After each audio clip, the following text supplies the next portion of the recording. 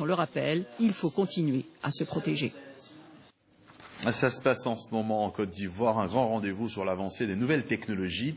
Une centaine de spécialistes des médias et du web débattent sur leur impact en Afrique subsaharienne. Un objectif, combler au plus vite le retard numérique. Reportage TV5 Monde, Germaine Niani, Herman Dego. Ces images qu'il prend alimenteront dans les prochaines minutes le contenu du blog qu'il tient depuis plus d'une dizaine d'années. Cédric Kalonji, journaliste congolais, trouve dans l'animation du blog une liberté d'expression qu'il n'avait pas dans les médias traditionnels.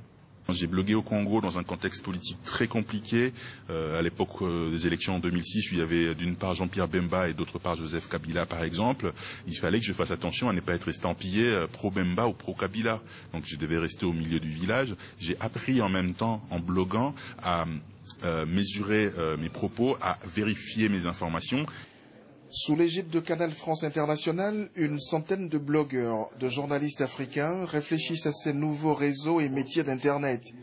L'Afrique connaît un boom Internet et se classe deuxième meilleur taux de progression mondiale, juste derrière l'Asie. Internet, le numérique, c'est un saut technologique formidable pour le monde entier.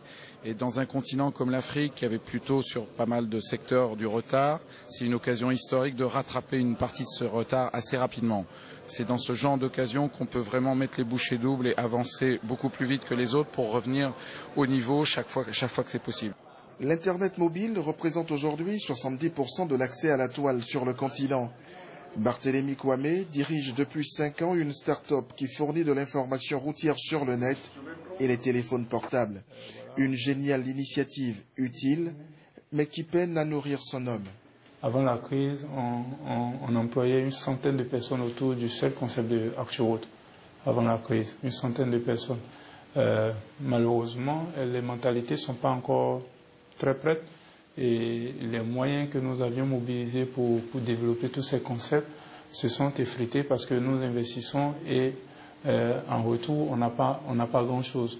L'avenir de l'information en Afrique passera également par le net, mais créer un environnement favorable à une économie numérique viable est loin d'être un pari gagné.